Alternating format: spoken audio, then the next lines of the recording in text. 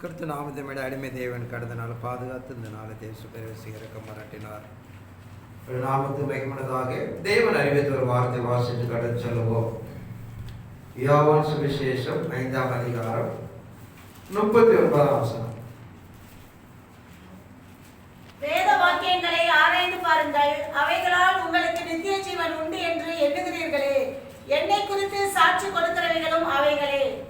வேத வாக்கியங்களை ஆராய்ந்து பாருங்கள், அவைகளால் உங்களுக்கு நித்திய ஜீவன் உண்டு என்று எண்ணுகிறீர்களே, என்னை குறித்து சாட்சி கொடுக்கிற அவைகளே.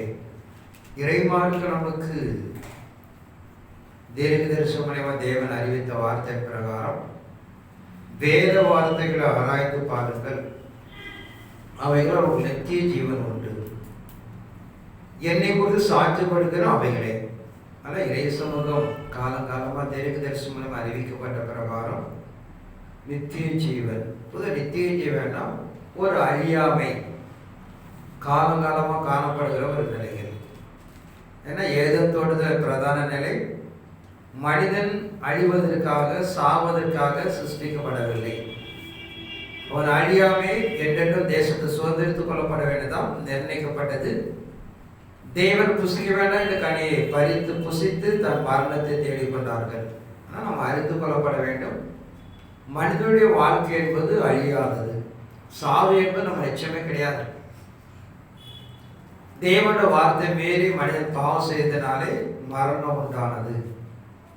இந்த வேத புஸ்தகம் எழுதி கொடுத்திருக்கிற மீண்டும் எந்த ஒரு வார்த்தையினாலே பாவம் செய்தோமோ அதே வார்த்தைகளை கொண்டு நாம பாவத்திலிருந்து விடுதலையாக்கப்பட வேண்டும்.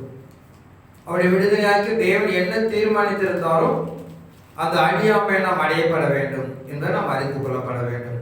அப்படிப்பட்ட அந்த அழியாமை தான் இயேசு கிறிஸ்து நானே என்று சொல்கிறார். அதாவது இயேசு கிறிஸ்து இந்த பூமிக்கு வந்த பிரதான நோக்கம் ஏதேன் தோட்டத்தில் இழந்து போன மாம்சமான சரீரத்தை மீண்டும் மனிதன் புதுப்பித்து அவன் சாகாமே காணப்பட வேண்டும். மரணம் என்பது மனிதனுக்கு நிர்ணயிக்கப்பட்டதல்ல, மனிதன் மரணத்தை தேடிக்கொண்டான். அதான் நாம் அறிந்து கொள்ளப்பட வேண்டும். மரணம் என்பது மனிதனுக்குரியதல்ல, மனிதன் அதை தேடிக்கொண்டான் என்று சொல்கிறது. யோவான் 8ஆம் அதிகாரம் 32ஆம் வசனத்தோட வாசிக்கும். சத்தியத்தை அறிவீர்கள், சத்தியம் உங்களை விடுதலையாக்கும் என்றார். சத்தியத்தை அறிவீர்கள், சத்தியம் உங்களை விடுதலையாக்கும். என்ன சத்தியத்தை அறிந்து எதிலிருந்து விடுதலையாக்கிறான்னு பார்த்தீங்கன்னா மரணத்திலிருந்து. ஏன்னா பிரதானது மரணம். வாழ்வுகளை கடன் இருக்கு, வியாதி இருக்கு, விளைவன் இருக்கு, இல்லாமல் இருக்கு, வறுமை இருக்கும். அதெல்லாம் கூட நம்ம பூமிக்குள்ள அடக்கிடலாம். ஆனால் வாழ்க்கை இன்ன வரைக்கும் அடைய முடியாம ஒரு பெரிய சத்தியம் பார்த்தீங்கன்னா மரணத்தை ஜெயிக்க முடியல. அதான் இறைமானுக்கு நம்ம சொல்ல சத்தியத்தை அறிவீர்கள், சத்தியங்களை விடுதலையாக்கும். இப்போ சத்தியம் நமக்கு எதிலிருந்து விடுதலையாக்கணும் பார்த்தீங்கன்னா மரணத்திலிருந்து. அதே அதிகாரம் 46ஆம் வசனத்தை வாசிக்கும்.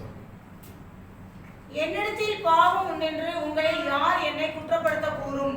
நான் சத்தியத்தை சொல்லி இருக்க நீங்கள் ஏன் என்னை விசுவாசிக்கிறதில்லை? அரும்பரத்தவர் இயேசு கிறிஸ்து தான் ஊழிய காலத்தில் சொல்லுகிறார், என்னிடத்தில் பாவம் உண்டு என்று யார் சொல்ல முடியும்? இப்போ பாவம் இல்லாம வாழ முடியும் என்று அங்க தன்னை குறித்து சாட்சி கொடுக்கிறார். அதற்காகவே நான் கடந்து வந்தேன் என்று அங்க நாம் அறிந்து கொள்கிறோம். ஆனால் இறைமானுக்கு நமக்கு நடைமுறைப்படுத்துகிற பிரதான நோக்கம் இந்த வேதத்திலே முக்கியமான சம்பவம் என்னன்னு பார்த்தீங்கன்னா ஏதேன் தோட்டத்தில் இழந்ததை நாம் அடைய வேண்டும். ஏதேன் தோட்டத்தில் என்ன இழந்தன்னு பார்த்தீங்கன்னா ஜீவனை இழக்கிறோம்.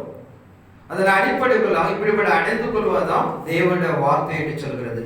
எரேமியா தீர்க்கதரிசி 5ஆம் அதிகாரம் 3ஆம் வசனத்தை வாசிக்கும்.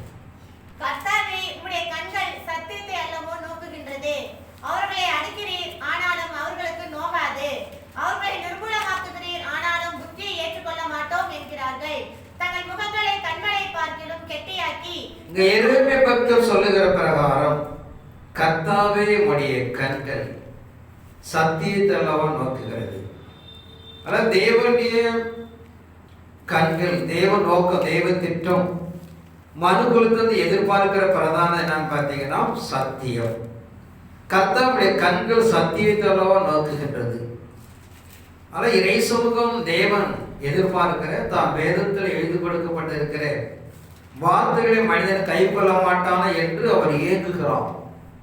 இறைமார்க்கம் ஏதோத்தில் இழந்து போன மனிதனை மீண்டும் புதுப்பித்து ஒரு அழியாமை அடைந்து கொள்வதற்காக இந்த வேதத்தை எழுதி கொடுத்திருக்கிறார் என்று பார்க்கிறோம்.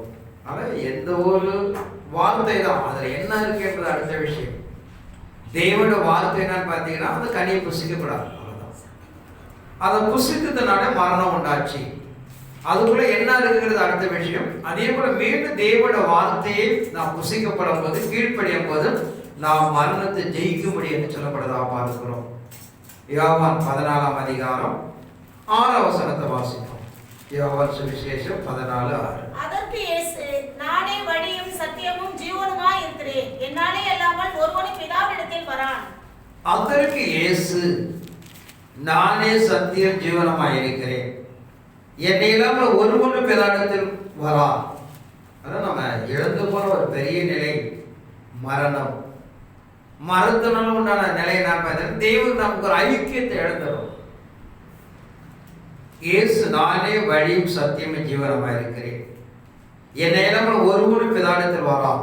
ஆனால் ஏதேன் தோட்டத்தில் நடைமுறைப்படுத்தப்பட்ட மீறுதல்னாலே நமக்கு பிதாவுக்குள்ள ஒரு ஐக்கியம் இல்லாமல் போயிடுச்சு. தேவன் ஒருவனும் ஒரு காலம் கண்டதில்லை என்று சொல்லப்படுகிறது. அவருடைய பிரதான ஐக்கியம் பார்த்தீங்கன்னா என்ன நம்ம பார்க்கிறோம். அவர் ஏதேன் தோட்டத்தில் கடந்து வந்து தன் கைகளினாலே மண்ணை பிசைந்து தன் சாயலின்படி ஒரு மனிதனை உருவாக்கி தன்னுடைய ஜீவ சுவாசத்தை ஊதினார். அவருடைய ஜீவன் உண்டா என்று பார்க்கிறோம். தேவனுடைய வார்த்தை மீறினாலே தேவனுக்கு மனிதனுக்குள்ள உறவு அற்று போகிறது. அதன் அடிப்படைக்குள்ளாக நீங்க பார்த்தீங்கன்னா தேவன் மனிதனை பார்க்க சந்திக்க அவர் முன் வரவே இல்லை. இப்படிப்பட்ட நிலைகளை மீண்டும் யார் புதுப்பிக்கிறார் பார்த்தீங்கன்னா இயேசு சொல்கிறார், நானே வழியும் சத்தியம் ஜீவனமாக இருக்கிறேன். அதனால தேவனை அடைந்து கொள்வதற்கு வழியும் அவரே தேவனுடைய வார்த்தையும் அவரே உயிருமாய் இருக்கிறார். நான் ஜீவனாய் இருக்கிறேன் என்று சொல்லி இப்படி இயேசு கிறிஸ்து மூலமா மீண்டும் அதை அடைந்து கொள்வதற்காக 2000 ஆண்டு முன்பாக இயேசு நம்ம மத்தியில் வெளிப்பட்டார் என்பதை நாம் அறிந்து கொள்ளப்பட வேண்டும். ஏசாயா தீர்க்கதரிசி 26ஆம் அதிகாரம் 2ஆம் வசனத்தை வாசிப்போம்.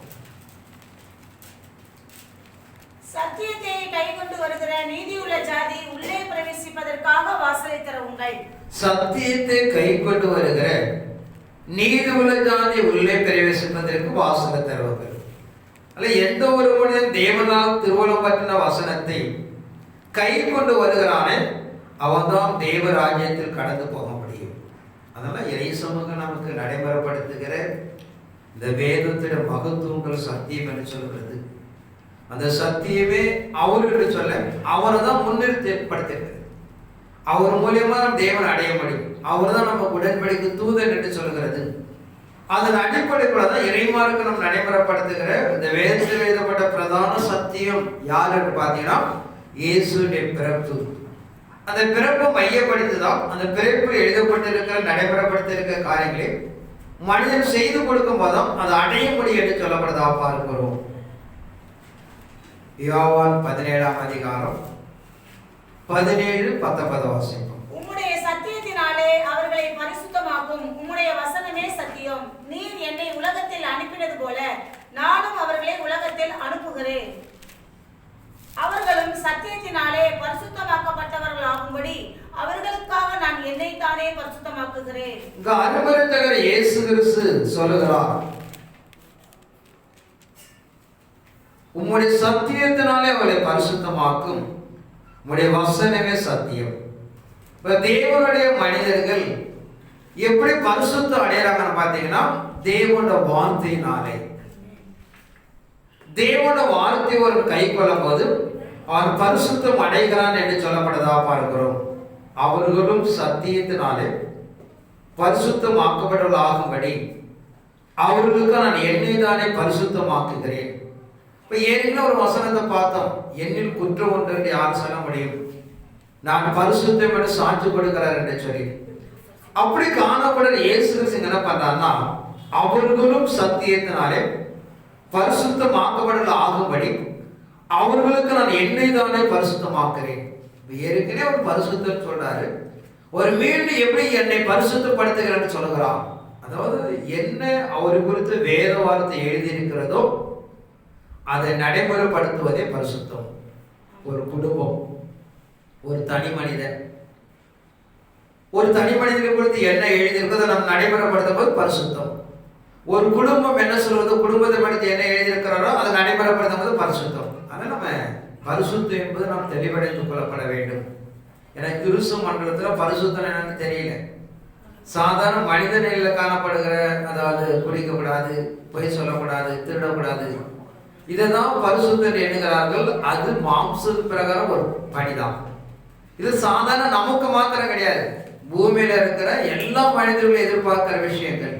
எந்த மதத்தால் இருந்தாலும் சரி, எந்த வாழ்க்கையில் இருந்தாலும் சரி, ஒரு திருடும்போது சமூகம் ஏற்றுக்கொள்ளாது, ஒரு குடிக்கும்போது சமூகம் ஏற்றுக்கொள்ளாது. இதை தான் நம்ம என்ன பரிசுத்தம் நினைக்கிறோம், அது அல்ல. ஆனால் இறைமார்க்க நம்ம எதிர்பார்க்கிற என்பது ஒரு மனிதனை குறித்து என்ன தேவன் எழுதியிருக்கிறாரோ அது அப்படியே நடைமுறைப்படுத்தப்பட வேண்டும். ஒரு வாலிபனா அவனை குறித்து என்ன எழுதியிருக்கிறது, ஒரு குடும்பஸ்தான் அவருக்கு என்ன, அதை நடைமுறைப்படுத்துவதுதான் பரிசுத்தம். அதுக்கு மாறி நீங்க நடந்தீங்கன்னா பரிசுத்தத்தை நாம் இழக்கிறோம். அதான் நம்ம தெளிவடைந்து கொள்ளப்பட்டது. கிறிஸ்துவ மண்டலத்த நிலைகள் தெரியல. ஏன் அவர்கள்லாம் பரிசுத்தம் இல்லை என்பார், வேதத்துக்கு வெளியே இருக்கிறார்கள், வேதத்தை சொல்லுகிற பிரகாரம் நடக்காம இருக்கிறதுனாலே அவருடைய பரிசுத்தத்தை அடையவில்லை என்று நாம் சொல்லுகிறோம். அதனால வேதம் நமக்கு சொல்லுகிற வார்த்தை நான் பார்த்தீங்கன்னா, அந்த சத்தியம் பரிசுத்த நீதி என்பது அவர் சொல்லுகிற வார்த்தை அப்படியே நடைபெறப்பட்டு கூட்டவும் கூடாது, குறைக்க கூடாது. கூட்டினாலும் குற்றம், குறைத்தாலும் குற்றம் என்று சொல்லுகிறது. அதன் அடிப்படைகளாக நாம் நடைமுறைப்படுத்துவதும் பரிசுத்தம் என்பதை நாம் அறிந்து கொள்ளப்பட வேண்டும். மத்தேயு சுவிசேஷம் 7ஆம் அதிகாரம் 21 வாசிப்போம். பரலோகத்தில் இருக்கிற என் பிதாவின் சித்தத்தின்படி செய்கிறவனே பரலோக ராஜ்யத்தில் பிரவேசிப்பேனே அல்லாமல் என்னை நோக்கி கர்த்தாவே கர்த்தாவே என்று சொல்லுகிறவன் அதில் பிரவேசிப்பதில்லை. அந்நாளில் அநேகர் என்னை நோக்கி கர்த்தாவே கர்த்தாவே முது நாமத்தினாலே தீர்க்க தரிசனம் உரைத்தோம் அல்லவா, முது நாமத்தினாலே பிசாசுகளை துரத்தினோம் அல்லவா, முது நாமத்தினாலே அநேக அற்புதங்களை செய்தோம் அல்லவா என்பார்கள். அப்பொழுதே நான் ஒரு காலம் உங்களை அறியவில்லை, அக்கிரம செய்கைக்காரரே என்னை விட்டு அகன்று போங்கள் என்று அவர்களுக்கு சொல்லுவேன். ஆகையால் நான் சொல்லி இந்த வார்த்தைகளை கேட்டு இவைகளின்படி செய்கிறவன் எவனோ அவனை கண்மலை மேல் தன் வீட்டை கட்டின புத்தியுள்ள மனுஷனுக்கு ஒப்பிடுவேன். பெருமழை சொரிந்து பெருவெள்ளம் வந்து காற்று அடித்து அந்த வீட்டின் மேல் மோதியும் அது விழவில்லை, ஏனென்றால் அது கண்மலை மேல் அஸ்திவாரம் போடப்பட்டிருந்தது. நான் சொல்லி இந்த வார்த்தைகளை கேட்டு இவைகளின்படி செய்திருக்கிறவன் எவனோ அவன் தன் வீட்டை மணலின் மேல் கட்டின புத்தி இல்லாத மனுஷனுக்கு ஒப்பிடப்படுவான். பெருமழை சொரிந்தது, பெருவெள்ளம் வந்து காற்று அடித்து அந்த வீட்டின் மேல் மோதின போது அது விழுந்தது முழுவதும். பரலோகத்தில் இருக்கிற பிதாவின் சித்தத்தின்படி செய்கிறவனே பரலோக ராஜ்யத்தில் பிரவேசிப்பான் இல்லாமல் என்னை நோக்கி கர்த்தாவே கர்த்தாவே சொல்வதை பிரவேசிப்பதில்லை. வேதம் எதிர்பார்க்கிற தேவனுடைய ராஜ்யத்தை நாம் கடந்து போகப்பட வேண்டும். பார்த்தீங்கன்னா தேவனுடைய வார்த்தையின்படி செய்யப்பட வேண்டும். இப்போ தேவனுடைய வார்த்தை நமக்கு என்ன சொல்லுது அப்படின்னு பார்த்தீங்கன்னா, இங்கே ஒரு நடைமுறைப்படுத்துகிறார், அற்புதம் செய்யறாங்க, அதிசயம் செய்யறாங்க, பல கிரிகள் செய்யறாங்க, அவரை பார்த்து அக்கிரமம் செய்கிறாங்க என்று சொல்லுகிறார். இப்ப வேதம் நமக்கு என்ன சொல்லுகிறது, என்ன நடைமுறைப்படுத்து பார்த்தீங்கன்னா, அவர் என்ன சொல்லுகிறாரோ அந்த வார்த்தையை அப்படியே நடைமுறைப்படுத்தப்பட வேண்டும்.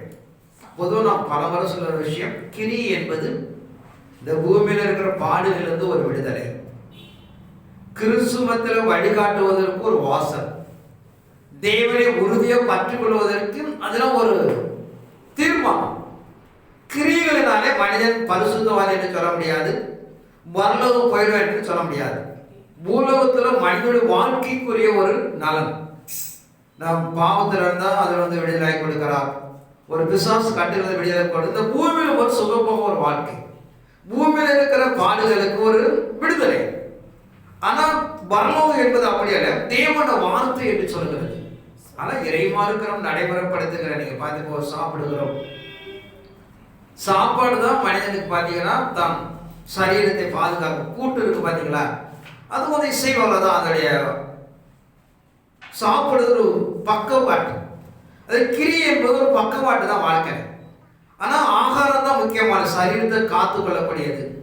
அதே மாதிரி தேவனுடைய வசனம் தான் முக்கியம். இங்க சொல்லுகிற நிகழ்வு தான், நான் சொல்லப்பட்ட வார்த்தைகள் ஒருவன் கை கொள்ளும் போது அவன் பரலோகம் காத்திருக்கிறது. கிரிகளை வைத்து நம்ம ஏமாந்திரக்கூடாது. கிரி என்பது மனிதனை தேவனுடன் கட்டப்படுவதற்கு ஒரு ஊன்றுகோல். அல்ல இப்படிப்பட்ட நிலையில அறிந்து நாம் தேவ சொந்த கடந்து போகணும். அதனால தான் சொல்லுகிறான், நான் சொல்லி இந்த வார்த்தைகளை கேட்டு இவர்படி செய்வன் எவனோ அவனை கண்மணி மேல் கட்டின புத்தி உள்ளவன் என்று கூப்பிடுகிறேன். ஆனால் இறைமார்க்கம் நடைமுறைப்படுத்துகிற தேவனோட வார்த்தை, அந்த வார்த்தை தேவனாலோ கட்டப்படுகிறதுன்னு பார்க்கிறோம். தொடர்ந்து நான் வாசித்து கடந்து சொல்லுவோம். லூக்கா 6ஆம் அதிகாரம் 46 வாசிப்போம்.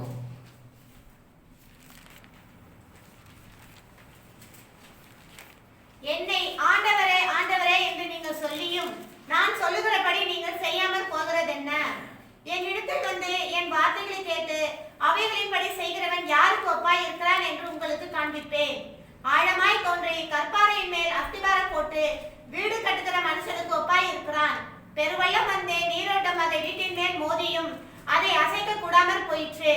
ஏனென்றால் அது கண்மலையின் மேல் அஸ்திபாரம் போடப்பட்டிருந்தது. என் வார்த்தைகளை கேட்டும் அவைகளின்படி செய்யாதவன் எவனோ அஸ்திபாரம் இல்லாமல் மண்ணின் மேல் வீடு கட்டி, என் ஆண்டவரே ஆண்டவரே என்று நீங்கள் சொல்லியும் நான் சொல்லுகிறவன் நீங்கள் செய்யாம போகிறது என்ன?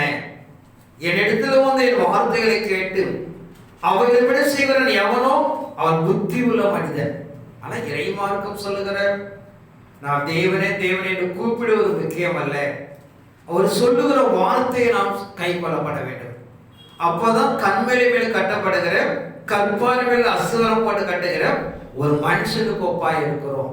ஏன்னா கண்மலை மேல் கட்டப்பட்ட மழை காற்று புயல் எது அடித்தாலும் மேற்கொள்ள முடியாது. மண்ணில் போட்ட அசுவர் என்பது ஒரு மழை காத்து அடிச்சா அது சரிந்து விடும். இல்லை என்ன நாம் அறிந்து கொள்ளணும் பார்த்தீங்கன்னா, எந்த ஒரு மனிதன் கர்த்தரோட வார்த்தையின்படி வாழ்கிறானோ கர்த்தரோட வார்த்தையின்படி கட்டுகிறானோ அவன் நினைத்திருப்பான். அவன் வாழ்க்கையில் என்ன சூழ்நிலைகள் வந்தாலும் அவனை உலகம் மேற்கொள்ள முடியாது. அப்படி வார்த்தைகளை கட்டப்படாதுன்னா நம்ம வாழ்க்கை நன்மைகள் இல்லாத போது கஷ்டம் வரும்போது அதை இழந்து விடுவோம். அதாவது தேவனோட வார்த்தைகளை கட்டப்படாம அதை ஜெயிக்க முடியும். நாம் பின்பு சில வார்த்தை நாம் அதை தியானம் செய்ய போறோம். யோவான் 15ஆம் அதிகாரம் 7ஆம் வசனத்தை வாசிப்போம்.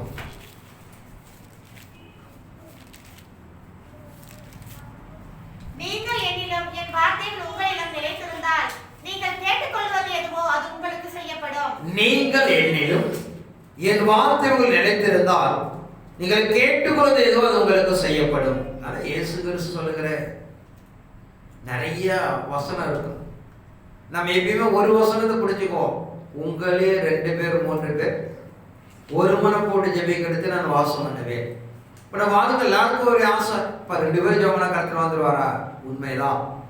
அதுக்கு ஒரு அடிப்படை இருக்கிறது. அது முன்பக்கம் பின்பக்கம் சார்ந்தாதான் நம்ம வந்து கட்டுறோம். இந்த வீடுன்னு பார்த்தீங்கன்னா மேலே இருக்கிற ஸ்தலத்தை மாற்ற எடுத்துக்கிட்டீங்கன்னா நம்ம நிற்க முடியாது. கீழே அஸ்துபாரம் ஒன்று இருக்கிறது, மேலே கூரை ஒன்று இருக்குது. அது 2 இருந்தால் தான் இந்த இடத்துல நம்ம நிற்க முடியும். நம்ம அஸ்துபாரம் ஒன்றுவோம், கூரை ஒன்று நடுப்புறம் கூட பிடிச்சிக்குவோம்.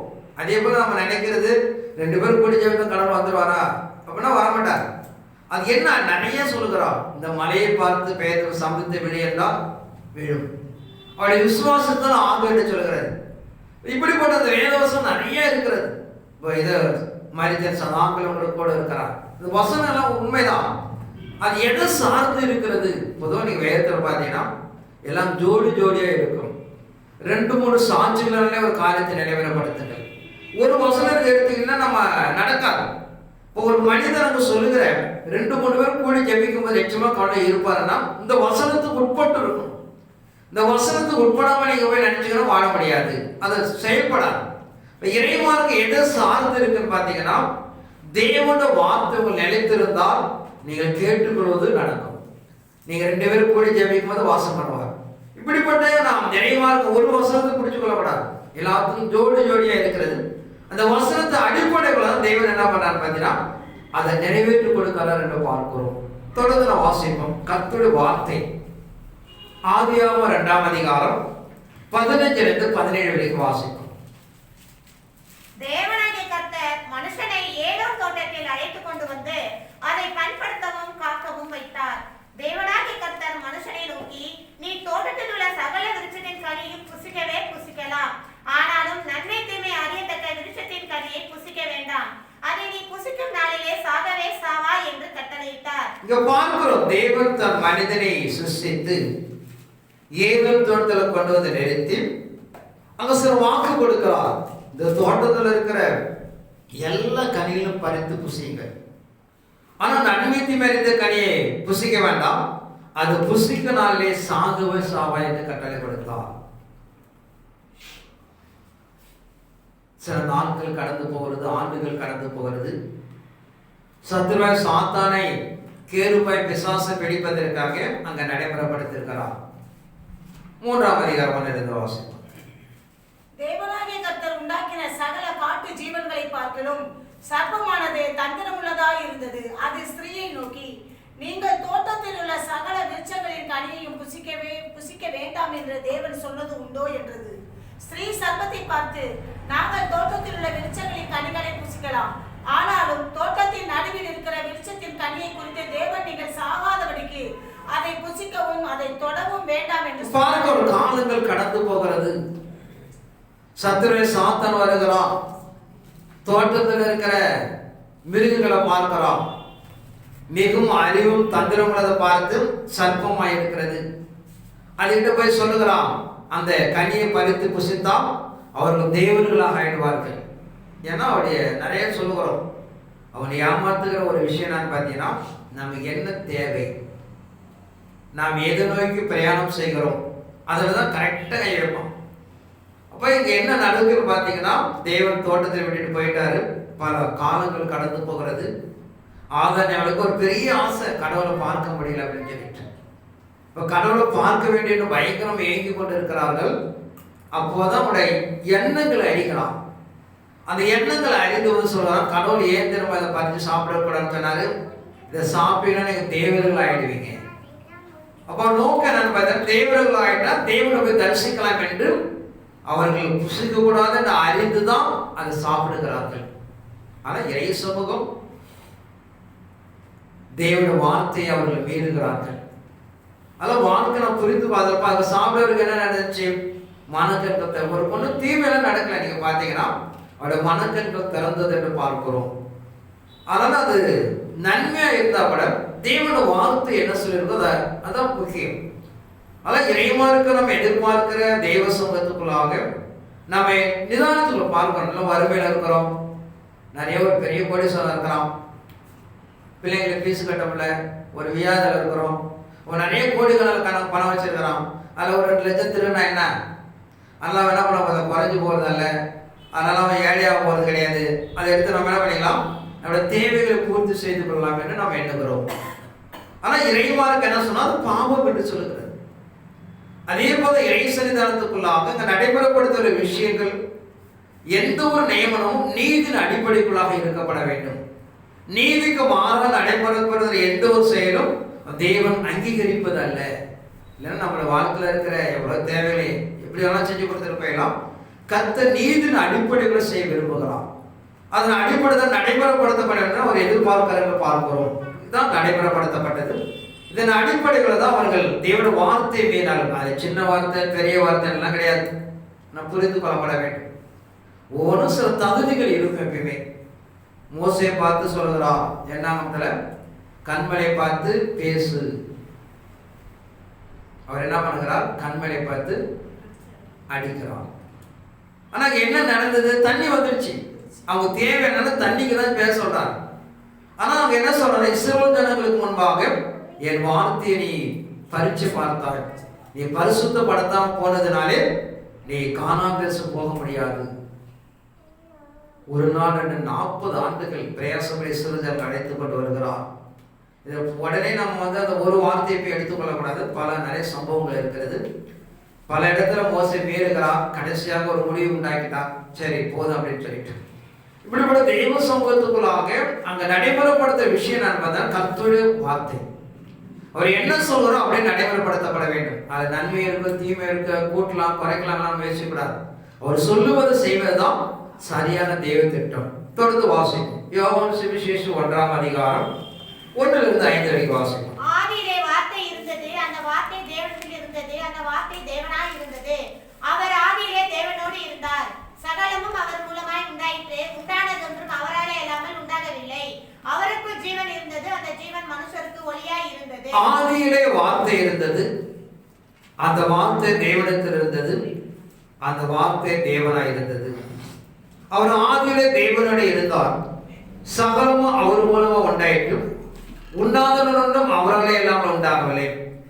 அவர்கள் ஜீவன் இருந்தது, அந்த ஜீவன் மனுஷருக்கு ஒளியா இருந்தது, அந்த ஒளி இருளிலே பிரகாசம் இருளானது, அதை பற்றி கொள்ளவில்லை. அதான் இயேசு கிறிஸ்து யார் என்று புரிந்து கொள்ளப்பட வேண்டும். ஆதியாகமத்தை நீங்கள் பார்த்தீங்கன்னா அவர் இந்த உலகத்தை சொல்கிறார். இந்த உலகம் முழுவதும் ஒரு தண்ணீர் தடாகமாக இருந்துச்சு. அந்த தண்ணீர்ல தேவன் அசைவாடி கொண்டிருந்தார். இதுதான் முதல் பிகினிங் ஸ்டேஜ். அதை மீண்டும் பார்த்தீங்கன்னா பல நிலைகளை நடைமுறைப்படுத்தும் போது அங்க இருக்கிற தண்ணீரை ஒரு பக்கம் ஒதுக்கி அதுல பார்த்தீங்கன்னா ஒதுக்கப்பட்ட இடத்தை மணல், அதுதான் பூமியா வைக்கிறார். அந்த ஒதுக்கப்பட்ட தண்ணீரை மீண்டும் வராத அளவுக்கு ஒரு சுவர் வைக்கிறார். அதுதான் பார்த்தீங்கன்னா வானம் என்று சொல்கிறது. இப்படிப்பட்ட நிலைகள் தான் உலகத்தை அவர் ஒவ்வொரு நிலை சிருஷ்டிக்கிறார் என்று பார்க்கிறோம். அல்லது பூமி முதல் நிலை பார்த்தீங்கன்னா ஒரு பெரிய தண்ணீர் தடாகமாக இருந்துச்சு. அதுல அனாதியாக ஒருவரா அசைவாடி கொண்டிருந்தார் என்று வேதம் சொல்லுகிறது. இப்படிப்பட்ட நிலைகளிலிருந்து இயேசு கிறிஸ்துவா இருக்கலாம், தேவதூதரா இருக்கலாம், கேருபா இருக்கலாம், யாரா இருந்தாலும் அதன் பிறகு அவர்களாம் படைக்கப்பட்டவர்கள். அதன் அடிப்படைக்குள்ளாக தேவன் நாம் பார்க்கிறோம். அதற்கு முன் நாட்கள் நீங்க பாத்தீங்கன்னா அவர் உருவாக்கப்பட்ட பிறகு முதல்ல யாரை நடைமுறைப்படுத்தார் பார்த்தீங்கன்னா தேவ தூதர்கள் தான் உருவாக்கப்படுகிறார். அந்த தெய்வ தூதர்கள் தான் ஒரு 3 பாட்டை பிரிக்கிறார். ஒன்று தன்னை இசை கச்சேரியோடைய தாம் வாசித்து அதிகாலையிலே தன்னை பாட்டு பாடி பயன்படுத்துகிற ஒரு கூட்டம். ரெண்டாவது பார்த்தீங்கன்னா தூது அனுப்புவதற்கு ஒரு கூட்டம். மூணாவது நீங்கள் பார்த்தீங்கன்னா யுத்தம் செய்வதற்கு ஒரு கூட்டம். 3 பிரதான தூதர்கள் அவங்களை அடிப்படை ஒவ்வொரு கூட்டமா வச்சிருக்கிறான். அதுல பிரதான யாரும் பார்த்தீங்கன்னா கேருபாய் என்று சொல்லுகிற லூசிபர். அவன் அப்பொழுது அழகுள்ளவன். அவன் அதிகாலையில கடந்து கடவுளை பாடிட்டு அவன் தன் துறைக்கு போயிடுவான். இப்போ நம்ம என்ன பண்றோம், காலையில ஏஞ்சி ஒரு பாட்டு பாடி கடவுளை மயங்கப்படுத்திட்டு நம்மளுடைய வேலை செய்யறதுக்கு போவது போல அவனுக்கு கொடுக்கோட வேலை என்னன்னு பார்த்தீங்கன்னா அதிகாலையில போய் தேவனை தொழுது கொண்டு அவன் பூமியில் அவனுக்கு கொடுக்கப்பட்ட பணிகளுக்கு கடந்து போயிடுவான். ஏன்னா முற்று அவன் கையில தான் அர்ப்பணித்திருந்தான். அவன் கூட தான் எல்லாம் பராமரித்து கொண்டிருந்துச்சு. இப்படி காணப்படுகிற நிலையை தான் நம்ம பார்க்கிறோம். ஏசாயா 14 அதிகாலை விடிவெளி மகனாக என்று சொல்கிறான். அவன் என்ன நினைக்கிறான் வாசிப்போம். ஏசாயா 14:10 வாசிப்போம். அவர்கள் எல்லாரும் உன்னை நோக்கி, நீயும் எங்களைப் போல பலட்சியமானாயோ, எங்களுக்கு சமமானாயோ என்று சொல்லுவார்கள். உன் ஆடம்பரமும் உன் வாத்தியங்களின் முழக்கமும் பாதாளத்தில் தள்ளுண்டு போயிற்று. புழுக்களே உன் படுக்கை, பூச்சிகளே உன் போர்வை. அதிகாலையின் மகனாகிய விடுவெளியே, நீ வானத்திலிருந்து விழுந்தாயே. ஜாதிகளை ஈனப்படுத்தினவனே, நீ தரையிலே வெட்டப்பட்டாயே. நான் வானத்துக்கு ஏறுவேன், தேவனுடைய நட்சத்திரங்களுக்கு மேலாக என் சிங்காசனத்தை உயர்த்துவேன். வடபுறங்களில் உள்ள ஆராதனை கூட்டத்தின் பர்வதத்திலே வீற்றிருப்பேன் என்றும், நான் மேகங்களுக்கு மேலாக உன்னதங்களில் ஏறுவேன், உன்னதமானவருக்கு ஒப்பாவேன் என்றும் நீ உன் இருதயத்தில் சொன்னாயே. பார்க்கிறோம். அதிகால மகனாகிய விடுவெளியே, தேவன் நட்சத்திரங்கள மேலாக என் சிங்காசனத்தை உயர்த்துவேன், வடபுறங்கள ஆராதனை கூட்டத்தின் பர்வதத்தை வீற்றிருப்பேன் என்று, நான் மேகங்களுக்கு மேலாக உன்னதங்களை ஏறுவேன், உன்னதமானவர் ஒப்பாவேன் உன் இருதயத்தில் சொன்னாயே என்று ஒரு மீறுதலை நடைமுறைப்படுத்துகிறான். தேவன் அதை அறிந்து அவன் கொண்டு எண்ணப்படாத தவணை கொடுக்கிறார், காலம் கொடுக்கிறார். அவன் ஏற்றுக்கொள்ள மறுக்கிறான். அதனாலே அவன் 3ஆம் வானத்திலிருந்து அவன் தள்ளப்படுகிறான். மீண்டும் பூமியை சீர்படுத்தி இந்த பூமிக்குள்ள மனிதனை உருவாக்கி அவனை பிடிக்கப்பட வேண்டிய திட்டம் தீட்டுகிறான். அதன் அடிப்படைக்குள்ளதான் அந்த கனியை புசிக்க வேண்டும் என்று சொல்லுகிறான். அவன் மீறி புசித்ததனாலே ஒரு பாவத்துக்குள்ளாக ஆக்கிறான். அதன் அடிப்படைக்குள்ளாக இயேசு கிறிஸ்து யார்? தேவனுடைய வாயிலிருந்து புறப்பட்ட வல்லமை என்று சொல்லுகிறது. அந்த வல்லமை தான் மாம்சமாகிய ரத்தத்தினாலே ஒரு ஜீவனாக இயேசு வெளிப்படுகிறார். ஆனா இயேசு கிறிஸ்து யாருன்னு பார்த்தீங்கன்னா தேவனுடைய வாயிலிருந்து புறப்பட்ட வல்லமை. ஆதான அதே நிலைதான். தன் சாயலும் படைத்தாலும் தன் வாயில் இருக்கிற ஜீவ சுவாசத்தை ஓதினால் அவனுக்கு ஜீவன் உண்டாச்சு. அந்த ஜீவன் தன் தெய்வத்திடத்தை இழந்து போனதுனாலே மீண்டும் தன் வாயிலிருந்து புறப்பட வார்த்தையை கிறிஸ்து அனுப்பி நமக்குள்ளாக ஒளி வீசுகிற இருளிலிருந்து நம்ம விடுதலை பெறுவதற்காக அவர் தேவட வார்த்தையா இருந்தார் என்று பார்க்கிறோம். அதனாலதாங்க நாம் பார்க்கிறோம் தேவட வசனங்கள் அது நிறைய நிலைகள் இருக்கிறது. ஒன்று அவர் வாயிலிருந்து புறப்பட்ட வார்த்தை என்றும், இன்னொன்று பார்த்தீங்கன்னா அவர் எழுதப்பட்ட வார்த்தையின் பிரகாரம் அவர் கடந்து வந்து ஒரு குமாரனை பிறக்கிறார். இதன் அடிப்படை கூட தான் எந்த ஒரு ஆதாரம் பார்த்தா தேவட வாயிலிருந்து புறப்பட்ட வார்த்தை தான் முதலாம் ஆதாம். ஆனா தேவனோட வார்த்தை மீறி கடந்து போனதுனாலே அதை அவன் இழக்கிறான் என்று பார்க்கிறோம். அதே தேவனோட வாயிலிருந்து புறப்பட்ட வார்த்தையும் வல்லமை கடந்து வந்துதான் கிறிஸ்து வெளிப்படுகிறான். அவர் வெளிப்பட்டு எந்த ஒரு மனிதன் இழந்தானோ அந்த மனிதனை மீண்டும் அவர் ஆதாயப்படுத்திக் கொள்கிறார். பொதுவாக நீங்க பாத்தீங்கன்னா ஒரு கடன் வாங்கியிருக்கிறோம், அந்த கடனை யாரு தீர்க்கும்னு பாத்தீங்கன்னா கடன் இல்லாததான் தீர்க்க முடியும். கடன் இருக்கிற என்ன பண்ண முடியாது, தீர்க்க முடியாது. ஏன்னா ஆதானுடைய சந்ததியில பிறந்த நாம் எல்லாம் அவருடைய பாவத்துக்குள்ள உட்பட்டு இருப்பதனாலே நாம போய் ஆதாரம் செய்த பாவத்துக்கு மறிக்க முடியாது. ஆதானுடைய பாவத்தை விடுதலையாக்கப்படுறது பார்த்தீங்கன்னா அதே போல ஒரு ஆதாரம் பிறக்கும். ஏன்னா கடன் இல்லாததான் கடனை தீர்க்க முடியும், கடன் பட்டவன் கடனை தீர்க்க முடியாது. எப்படி ஆதாம் தேவசாயிலாக சிருஷ்டிக்கப்பட்டு கடந்து வந்தாரோ அதே போல ஒரு புதிய ஆதாராக இயேசு கிறிஸ்து வெளிப்பட்டு மனுக்குல மீட்புக்காக அவர் மரிக்கிறார். எந்த ஒரு வார்த்தையை மீறி ஆதாம் பாவம் செய்கிறானோ அதே போல தேவன வார்த்தையை கீழ்ப்படிந்து கிறிஸ்து தான் நிறைவேற்றி கொடுப்பதனாலே ஆதானுடைய பாவத்துக்கு ஒரு கிரயம் செலுத்துகிறார் என்று பார்க்கிறோம். ஆனா இறைவானுக்கு நடைமுறைப்படுத்துகிற அதுதான் நம்ம யோவான்ல பார்க்கிறோம். ஆதியில வார்த்தை இருந்தது, அந்த வார்த்தை தேவனிடத்தில் இருந்தது, அது தேவனாய் இருந்தது. தேவன் கிறிஸ்து என்பது தேவனோட வாயிலிருந்து புறப்பட்ட வல்லமை. அந்த வல்லமை பற்றி நம்ம பார்க்க போறோம். தேவனோட வார்த்தை என்பது மனிதனுடைய வாயிலிருந்து வல்லமையா புறப்படுகிறது. இன்னொரு வசனத்தை வாசித்து நம்ம கடை செல்வோம். 1 கொரிந்தியர் 11ஆம் அதிகாரம் 23 வாசிப்போம்.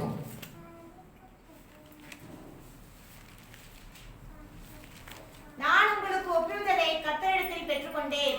என்னவெனில் கர்த்தராகிய இயேசு தாம் காட்டிக் கொடுக்கப்பட்ட அன்று ராத்திரியிலே அப்பத்தை எடுத்து ஸ்தோத்திரம் பண்ணி அதை பிட்டு, நீங்கள் வாங்கி புசியுங்கள், இது உங்களுக்காக பிற்கப்படுகிற என்னுடைய சரீரமாய் இருக்கிறது, என்னை நினைவு கூறும்படி இதை செய்யுங்கள் என்றார்.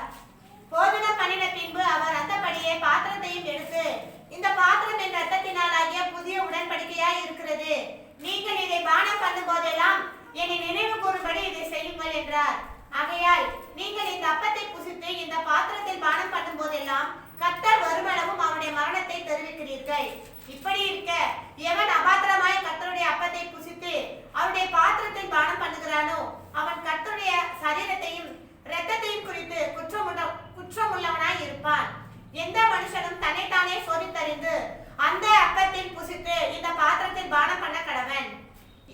எண்ணத்தினால் எனில் அபாத்திரமாய் போஜனம் பண்ணுகிறவன் கர்த்தருடைய சரீரம் இன்னதென்று நிதானித்து அறியாததினால் தனக்கு ஆக்கினை தீர்ப்பு வரும்படி போஜனம் பண்ணின பின்பு அவர் அந்தபடி பாத்திரத்தை எடுத்து, இந்த பாத்திரம் என் ரத்தத்தினாகிய புதிய உடன்படிக்கை இருக்கிறது, நீங்க பானம் பண்ண போதெல்லாம் என்னை நினைவிருக்கும்படி செய்யுங்கள்.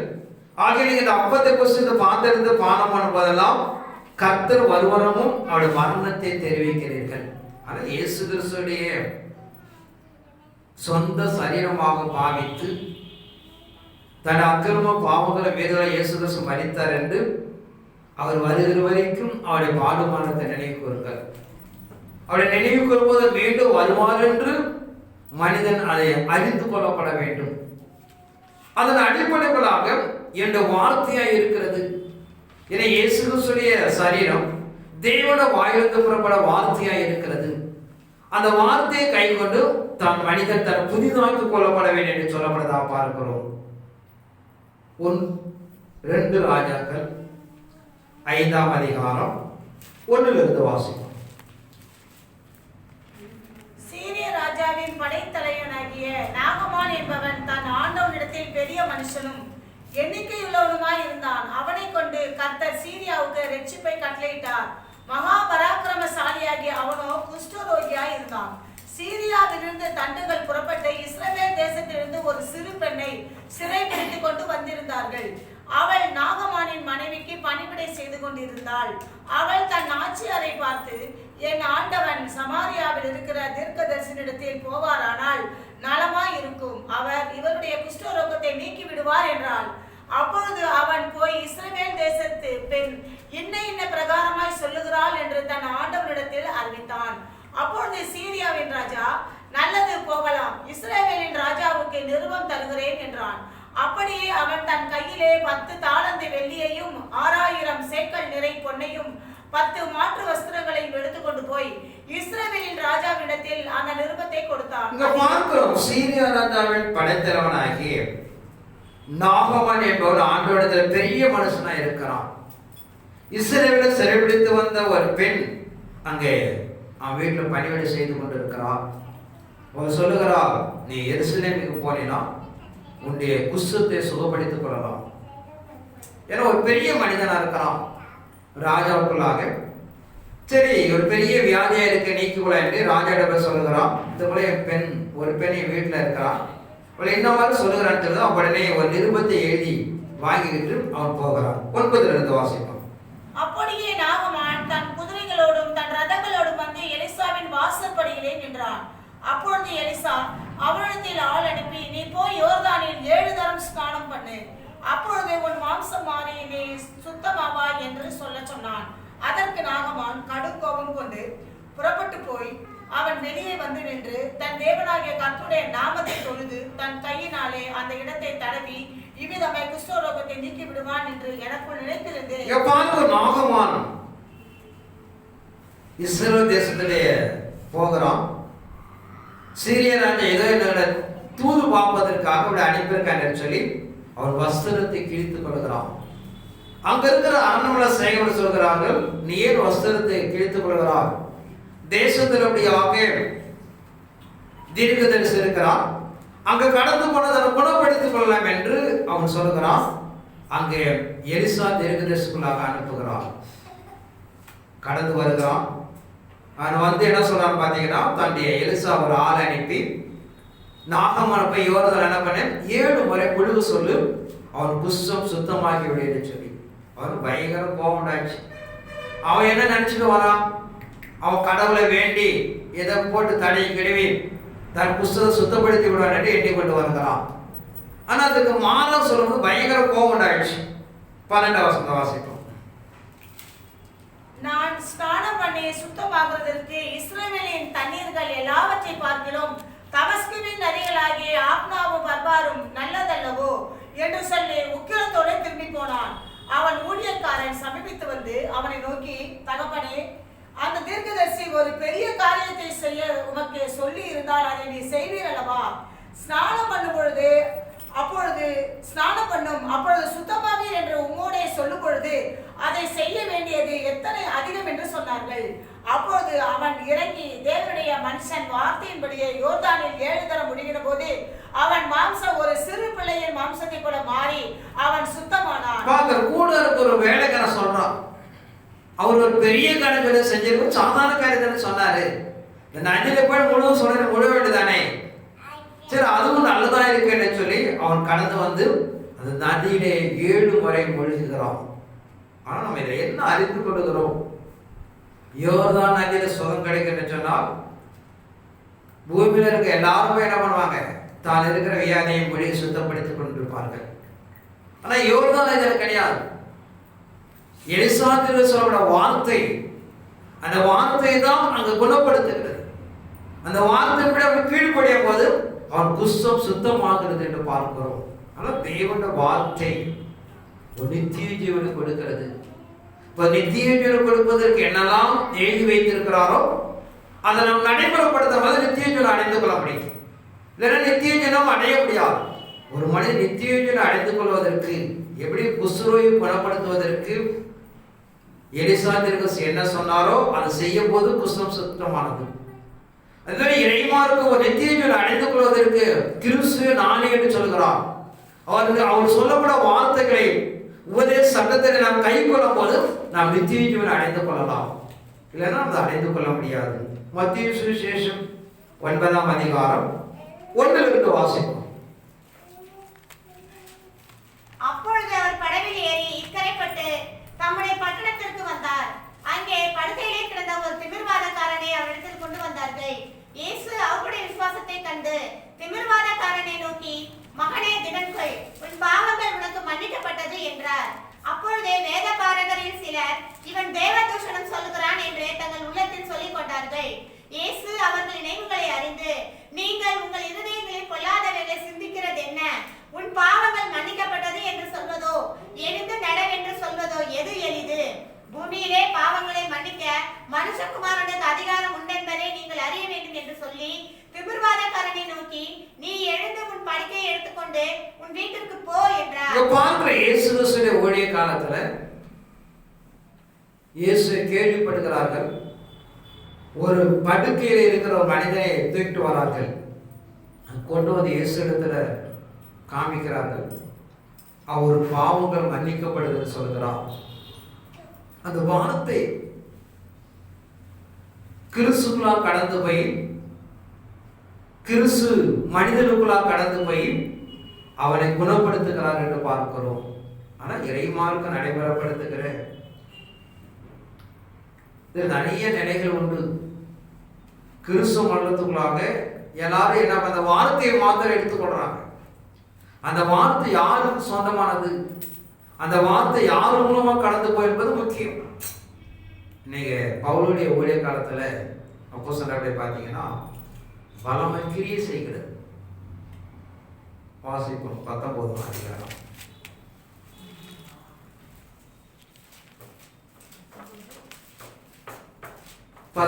வாசிப்போம். அதற்கு அவர் 19:11. பவுலின் கைகளினால் தேவன் விசேஷித்த அற்புதங்களை செய்துள்ளினார். அவருடைய சரீரத்திலிருந்து உருமால்களையும் கச்சைகளையும் கொண்டு வந்து வியாதிக்காரன் மேல் போட வியாதிகள் அவர்களை விட்டு நீங்கி போயின. பொல்லாத ஆவிகளும் அவர்களை விட்டு புறப்பட்டன. அப்பொழுது தேசாந்தரிகளாய் திரிகிற மந்திரவாதிகளாகிய யூதரில் சிலர் பொல்லாத ஆவிகள் பிடித்திருந்தவர்களின் மேல் கர்த்தராகிய இயேசுவின் நாமத்தை சொல்ல துணிந்து, பவுல் பிரசங்கிக்கிற இயேசுவின் பேரில் ஆணையிட்டு உங்களுக்கு கட்டளையிடுகிறோம் என்றார்கள். பிரதான ஆசாரியனாகிய ஸ்கேவா என்னும் ஓர் யூதனுடைய குமாரர் 7 பேர் இப்படி செய்தார்கள். பொல்லாத ஆவி அவர்களை நோக்கி, இயேசுவை அறிவேன், பவுலையும் அறிவேன், நீங்கள் யார் என்று சொல்லி பொல்லாத ஆவியுடைய மனுஷன் அவர்கள் மேல் பாய்ந்து பலாத்காரம் பண்ணி அவர்களை மேற்கொள்ள அவர்கள் நிர்வாணிகளும் காயப்பட்டவர்களுமாகி அந்த வீட்டை விட்டு ஓடி போனார்கள். பவுலுடைய கைகளினாலே தேவன் விசேஷித்த அற்புதங்களை செய்தார். அவருடைய சரீரத்திலிருந்து உருமால்கள் கச்சைகளை கொண்டு போய் வியாசுகளை போட்டார்கள், குணமடைந்தது. ஆனால் இயேசு நாமத்தை சொல்லி அசுத்தாவிகளை துரத்துகிறான், வியாதிகளை குணப்படுத்துகிறான், அநேக நோயாளிகளை சுத்தம் செய்கிறான். பிரதான ஆசாரணைய ஸ்கேவா என்னும் ஒரு யூதனுடைய குமார் 7 பேர் இருக்கிறாங்க. அதை பார்க்கிறாங்க, இவன் எப்படி குணப்படுத்தலாம், எப்படி சுத்தப்படுத்தலாம், இவன் எப்படி நன்மை உண்டான்னு பார்த்தீங்கன்னா அவன் செய்கிற ஒரே ஒரு ஃபார்முலா இயேசு என்ற நாமம். இப்போ இயேசு என்ற நாமம் செய்வதனால என்ன நடக்கும்? பேய் ஓடுது, குசுரை குணமாகலாம், வியாதி நீக்கப்பட்டு என்று அங்க செய்யப்படுகிறது. இதனால தானே அங்க நடக்குது என்று சொல்லிட்டு அந்த ஸ்கேவானுடைய 7 குமார்கள் என்ன பண்றாங்கன்னா பேய் பிடிச்சவங்களை பார்த்து இயேசு நாமத்தை போ என்று சொல்லுகிறார்கள். அது என்ன பண்ணுது? நான் இயேசுவும் தெரியும் பவுலும் தெரியும் என்று சொல்லி அவளை அடித்து நிறுவனமாக்கி துருத்தி விடுகிறது. இதுதான் கிறிஸ்துவ இன்னைக்கு நடந்துட்டு இருக்கு. இயேசு கிறிஸ்து ஊழியத்துக்கு அனுப்பினார், 5 வகை ஊழியம் இவங்கெல்லாம் எடுத்துக்கிறது. கடவுளால் அனுப்பப்பட்டாதான் அங்க கிரியை நடக்கும். கடவுளால் கட்டப்பட்டாதான் அவர்களுக்கு கட்டப்படுற வீடு அங்கீகரிக்கப்படும். கடவுளால் சொல்லி செய்யணும். இல்லைன்னா இன்னைக்கு ஊழியெல்லாம் நலிவடைய காரணம், தாறுமாறாக போற காரணம் இந்த ஸ்கேவானுடைய பிள்ளைகள் செய்தது போல பவுலை ஃபாலோ பண்றாங்க. அவன் எதனால இவன் பேய் வருது இவன் சொல்றான். இவன் என்ன செய்யணும்? இயேசு நாம சொல்றான். இயேசு நாமம் சொன்ன என்ன பண்ணோம்? ஓடு என்று எண்ணி அவர் சொல்லுகிறார்கள். முடிவு என்ன ஆச்சு? தன் வஸ்திரங்களை கிழித்து அடித்து என்ன பண்ணுது? பேய் அவங்கள வெட்டுது. இன்னைக்கு கிறிஸ்துவ நடக்கிற விசேஷம் என்னன்னு பார்த்தா இதான். பைபிள் நிறைய ஃபார்முலா தெரியும் இல்லையா? பேதர் எப்படி அனுப்பினாரு, பவுல் எப்படி தெரிந்து கொண்டாரு, அதை அப்படியே இவர்களாம் பயன்படுத்திக் கொள்ளுது. கடவுளை அனுப்பாம இந்த ஃபார்முலா பயன்படுத்தி ஊழியம் செய்வதனாலே அது அக்கிரமும் பாவங்களும் கண்மணில் கட்டப்படாம வீடா காணப்பட்டு முடிவு எப்போ நடக்கும்? இயேசு வரும்போது எல்லாம் தெரிஞ்சிடும். யாரு தேவனால் அனுப்பப்பட்டவர்கள், யாரு தேவனால் அங்கீகரிக்கப்பட்டவர்கள், யாரு மனவாட்டிய வானத்தை எடுத்துக்கொள்ளப்பார் என்று சொல்லிட்டு முடிவுதான் தீர்மானிக்கும். இன்னைக்கு எப்படி ஸ்தேவானுடைய பிள்ளைகள் செய்தார், இப்படிதான் நீங்க உலகம் நடந்து கொண்டு இருக்கிறது. 4 வசனங்கள் 4 பேர் இந்த வார்த்தைகளை கேட்டா அவர்கள் சபை கட்ட சொன்னாரா? இப்படிப்பட்ட நிலைகளை என்ன ஊழியத்துக்கு ஒரு மனிதன் அழைத்திருக்கிறார்? உனக்கு கொடுக்கப்பட்ட அதிகாரம் என்ன, திட்டம் என்ன, தீர்மானம் என்ன என்று இப்படிதான் எடுத்துக்கொண்டு பார்த்தீங்கன்னா நீ பாவங்கள் பலி பெருகுகிறது. இப்படிப்பட்ட அடிப்படையில் ஒரு பெரிய நிலைகள் உண்டாகுது. மத்திய சுவிசேஷம் 16ஆம் அதிகாரம் 15 வாசம். அப்பொழுது அவர், நீங்கள் என்னை யார் என்று சொல்லுகிறீர்கள் என்று கேட்டார். சீமோன் பேதுரு பிரதித்திரமாக, நீ ஜீவனுள்ள தேவனுடைய குமாரனாகிய கிறிஸ்து என்றான். இயேசு அவனை நோக்கி, யோனாவின் குமாரனாகிய சீமோனே, நீ பாக்கியவான். மாம்சமும் இரத்தமும் இதை உனக்கு வெளிப்படுத்தவில்லை, பரலோகத்தில் இருக்கிற என் பிதா இதை உனக்கு வெளிப்படுத்தினார். மேலும் நான் உனக்கு சொல்லுகிறேன், நீ பேதுருவாய் இருக்கிறாய். இந்த கல்லின் மேல் என் சபையை கட்டுவேன், பாதாளத்தின் வாசல்கள் அதை மேற்கொள்வதில்லை. பரலோக ராஜ்யத்தின் திறவுகோல்களை நான் உனக்கு தருவேன். பூலோகத்திலே நீ கட்டுகிறது எதுவோ அது பரலோகத்திலும் கட்டப்பட்டிருக்கும். அருமருத்துகிற இயேசு கிறிஸ்து ஊழிய காலத்துல கடந்து வருகிறார். தன் கூட இருக்கிற சீஷர்களை பார்த்து, இந்த ஜனங்களை என்னை யார் என்று எண்ணுகிறார்கள் என்று கேட்கிறார். தீர்க்கதரிசிகள் ஒருவர் என்றும், எரேமியா என்றும், யோவான் சாணன் என்றும் உண்மை நினைக்கிறார்கள். அவர் ரொம்ப சோர்ந்து போயிட்டார். இந்த ஜனங்களுக்காக வந்து இவ்வளவு அற்புத அதிசயம் செய்கிறோம், இந்த ஜனங்களை என்னை யார் என்று புரிந்து கொள்ளப்பட என்று சொல்லி, சரி விடுங்க, நீங்க என்னை யாருன்னு நினைக்கிறீங்க? யாருமே வாயை திறக்கல. பேதுரு மாத்திரம் சொல்கிறான், நீ ஜீவனுடைய தேவனுடைய குமாரன் என்று சொல்லி. உடனே என்னை சரியா அறிந்திருப்பதனாலே நீ பேதுருவா இருக்கிறான், இந்த கல்லின் சபையை கட்டவனுக்கு அதிகாரப்படுத்துகிறேன், பரலோகத்து தெருவுகளை நான் உனக்கு தருகிறேன். பூலோகத்தில் கட்டுவது எதுவோ பரலோகத்தில் கட்டப்பட்டிருக்கும், பூலோகத்தில் கட்டப்பட்டது பரலோகத்தில் கட்டவிழ்க்கப்பட்டிருக்கும் என்று அவர் அதிகாரப்படுத்துகிறார்.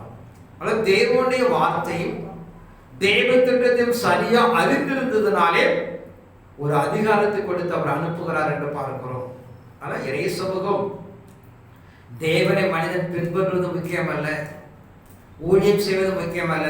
என்ன ஊழியம் செய்கிறார், தேவனை எதற்காக அழைத்திருக்கிறார், உன்னை தேவன் என்ன திட்டம் செய்திருக்கிறார், எல்லாத்துமே வேதத்தை உட்பட்டு தான் இருக்கும். நீங்க பேதுருவை அழைத்து ஒரு அதிகாரம் கொடுத்து அனுப்பினாலும் எதர்ச்சியா கிடையாது. அதான் முக்கியம், அதான் புரிந்து கொள்ளணும். பேதுருவை அழைக்கிறாரு, அதிகாரம் படுத்துறாரு, ஒரு ஊழியத்தை கொடுக்கிறார், அவரு மன விருப்பம் அப்படிலாம் கிடையாது. எரேமியா 16:16 வாசிப்போம். எரேமியா 16:16.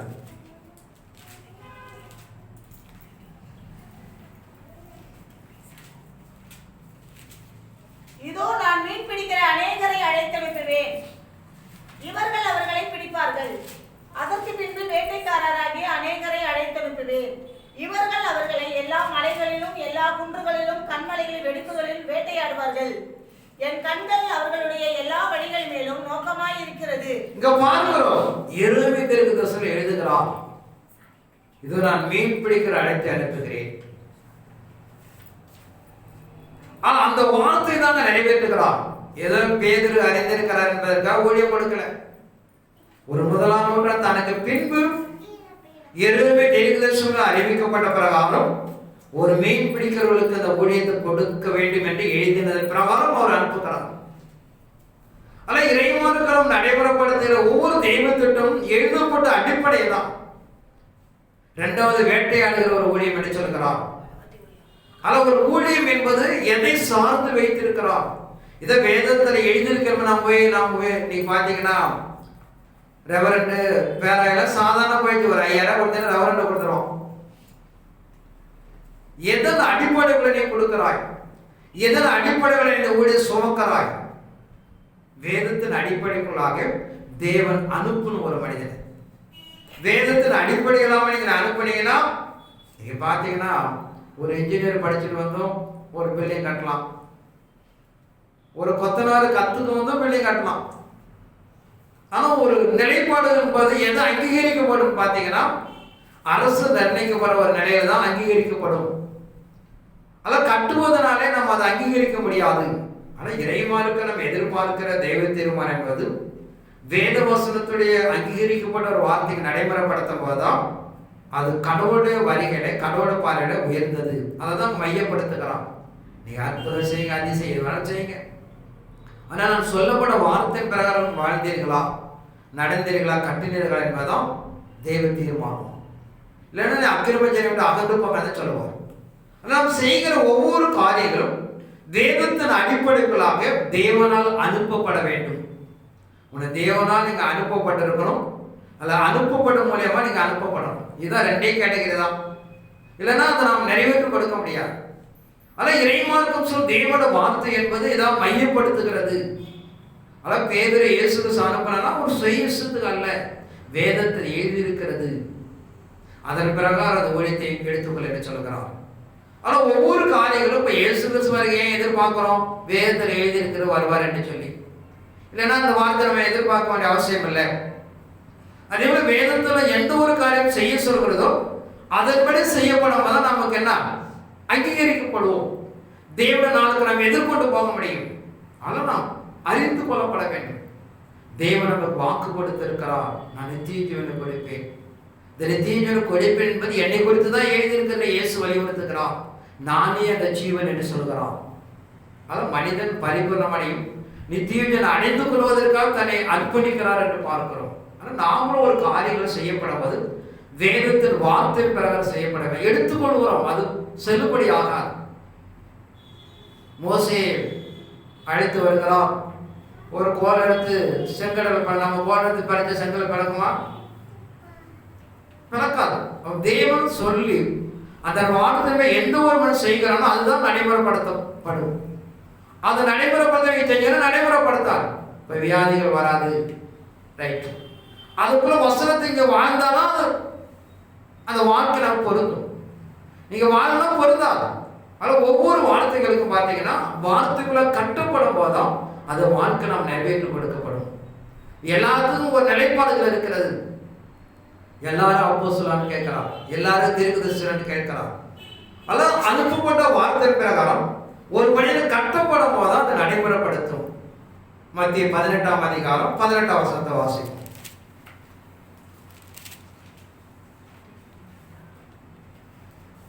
பூலோகத்தில் நீங்கள் எவைகளை கட்டுவீர்களோ அவைகள் பரலோகத்திலும் கட்டப்பட்டிருக்கும். பூலோகத்திலே நீங்கள் எவைகளை கட்டவிழ்ப்பீர்களோ அவைகள் பரலோகத்திலும் கட்டவிழ்க்கப்பட்டிருக்கும் என்று மெய்யாகவே உங்களுக்கு சொல்கிறேன். பூலோகத்தில் நீங்கள் எவைகளை கட்டுவீர்களோ அவை பரலோகத்தில் கட்டப்பட்டிருக்கும். பூலோகத்தில் நீங்கள் எவைகளை கட்டவிழ்ப்பீர்களோ அவைகள் பரலோகத்தில் கட்டவிழ்க்கப்பட்டிருக்கும் நான் மெய்யாக உங்களுக்கு சொல்கிறேன். அது முதலாம் நூற்றாண்டில் காணப்பட்ட அப்போஸ்தலருக்கு ஒரு பலமுள்ள அதிகாரத்தை கொடுத்து அனுப்புகிறார். பெந்தகோஸ்து பண்டிகை நாட்களில் அதை கிரிகளினாலே துவங்குகிறார். துவங்கி ஒரு நல்ல ஒரு ஊழியர்கள் கடந்து போய் பூலோகத்தில் எல்லா ஜாதி ஜன கோத்திரத்தாருக்கும் இயேசு நாமத்தை பிரஸ்தாபப்படுத்தி அவர்கள் விதையாக மதிக்கிறார்கள் என்று பார்க்கிறோம். ஆனால் இறை சமூகம் நமக்கு நடைமுறைப்படுத்துகிற நிலைகள்ல இயேசு கிறிஸ்து நமக்கு ஜீவன் என்று சொல்கிறார்.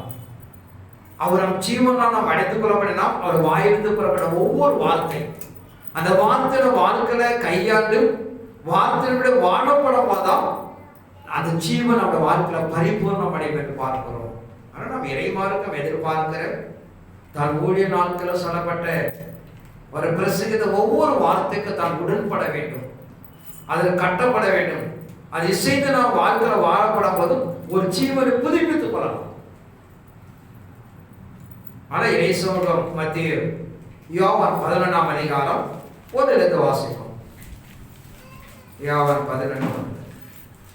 மரியாளும் அவள் சகோதராகிய மார்த்தாளும் இருந்த பெத்தானியா கிராமத்தில் உள்ளவளான லாசர் என்னும் ஒருவன் வியாதிப்பட்டிருந்தான். கர்த்தருக்கு பரிமள தைலம் பூசி தன் தலைமயிரால் அவருடைய பாதங்களை துடைத்தவள் அந்த மரியாதை. இங்க பாருங்க, இயேசு கிறிஸ்துவின் ஊழிய காலத்துல தான் பிரியமா வாழ்ந்த ஒரு சகோதரன் அவர் மரணத்துக்கு ஏதுவாய் இருக்கிறார். அது அறிந்த அவருடைய சகோதரிகளை இயேசு கிறிஸ்து ஆள் அனுப்பி, என் சகோதரன் நீ நேசிக்கிற அந்த சகோதரன் மரணத்துக்கு ஏதுவாய் இருக்கிறான், நீ வந்த என்ன பண்ணலாம், அவனை காப்பாற்றி விடலாம் என்று சொல்லி 23 வாசகம். இயேசு அவனை நோக்கி, உன் சகோதரன் உயிர்த்தெழுந்திருப்பான் என்றார். அதற்கு மார்த்தாள், உயிர்த்தெழுதல் நடக்கும் நாளிலே அவனும் உயிர்த்தெழுந்திருப்பான் என்று அறிந்திருக்கிறேன் என்றால். இயேசு அவனை நோக்கி, நானே உயிர்த்தெழுதலும் ஜீவனுமாய் இருக்கிறேன். என்னை விசுவாசிக்கிறவன் மரித்தாலும் பிழைப்பான். உயிரோடு இருந்து என்னை விசுவாசிக்கிறவனும் எவனும் என்றைக்கும் மரியாமலும் இருப்பான். இயேசு கிறிஸ்து தான் ஊழிய காலம் சொல்லுகிறார். அவர் நோக்கி, நானே உயிர்த்தெழும் ஜீவனுமாய் இருக்கிறேன். என்னை விசுவாசிக்கிறவன் மரித்தாலும் பிழைப்பான். உயிரிழந்து என்னை விசுவாசிக்கிறவன் என்றைக்கும் மரியாமல் இருப்பான். இதை நீ விசுவாசிக்கிற என்று கேட்கிறார். அல்ல, இயேசு கிறிஸ்துடைய ஜீவன், இயேசு இந்த பூமிக்கு அனுப்பப்பட்ட நோக்கம் ஒன்று மரித்தவன் உயரடையலாம், இன்னொன்று எந்த ஒரு மனிதன் மறியாமல் இருக்க முடியும் என்று விசுவாசிக்கிறானோ அவன் மறியாமல் இருப்பான் என்று சொல்கிறது. ஆனால் நம்முடைய கிறிஸ்து இந்த பூமிக்குள்ள வார்த்தையை கடந்த ஒரு நோக்கம் கடைசி காலத்தில் இருக்கிற மனுக்குலத்துக்கு ஒரு புது தன்மை கொடுக்கிறார். காலம் கடந்து போன மரித்தவர்கள் இயேசுடைய வாழ்க்கையினாலே அவன் உயிரடைய முடியும். மரியாமல் இருக்கிற கடைசி இதெல்லாம் சீக்கிரம் வருக என்று சொல்லப்பட்ட கிறிஸ்து அதை வருகிற நாளுக்கு சாவாமே தரித்துக் கொள்ள முடியும் என்று பார்க்கிறோம். மரணத்துக்கு விலைக்கும் வழிகளும் உண்டு சங்கீதக்காரன் சொல்கிறார். அதாவது தேவனுடைய நோக்கம் இயேசு கிறிஸ்து நித்திய ஜீவன் என்று சொல்கிறார். அவர் வாழ்ந்த வாழ்க்கை நமக்கு உபதேசித்த வார்த்தைகளை ஒரு அடிப்பிடமாக நாம் கை கொள்ளப்படும் போதும் நாம் ஜீவனோடு இருக்க முடியும் என்று சொல்லப்படுறதா பார்க்கிறோம். ஆனால் நமக்கு கடைசி கால மனவாட்டி வாக்கு கொடுத்த விசேஷம், மனிதர் மறியாமல் எதிர்கொள்ளப்பட வேண்டும். தேவனே இயேசு மூலியமாக அதை நம்ம கையளிக்கிறார் என்று சொல்கிறது. அதனால் 1 Corinthians 15:51 பார்க்கிறோம். ஒரு ரகசியத்தை அறிவிக்கிறார் என்று சொல்கிறார். மரித்தவன் முதலாவது உயிரடைகிறார், உயிரோடு நாமளும் எதிர்கொண்டு போகிறேன் என்று சொல்கிறது. ஆனால் இயேசுடைய வாழ்க்கை, இயேசுடைய நோக்கம் என்னன்னு பார்த்தீங்கன்னா, ஒரு நித்தியம், ஒரு அழியாமை பூமியில் கொடுக்கப்பட வேண்டும். அதனால் காலங்காலமா மரித்து இளைப்பாறி கொண்டு இருக்கிற மனிதனுக்கும் வாழ்ந்து கொண்டிருக்கிற மனிதனுக்கும் ஒரு அழியாமை கொடுப்பதற்காக கிறிஸ்து சொல்கிறார், நானே ஜீவனும் வழியுமாய் இருக்கிறேன். என்னை விசுவாசம் மரித்தாலும் கிடைப்பான், மறியாமல் இருக்க முடியும் என்று சொல்லப்படுறதா பார்க்கிறோம். தேவனோட வார்த்தையினாலே இந்த பூமிக்கு அவர் வந்த நோக்கம் ஏதோ இழந்து போனதை மீண்டும் மனிதன் ஒரு அழியாமை நித்தியம் அடைந்து கொள்ளப்படும் என்று அறிந்தும் அவர் வார்த்தையை பின்பற்றி நீங்களும் கடந்து போய் அழியாமை பெற்றுள்ள தேவனை அழைக்கிறார். தேவன் ஆசீர்வதிப்பாராக. ஆமென்.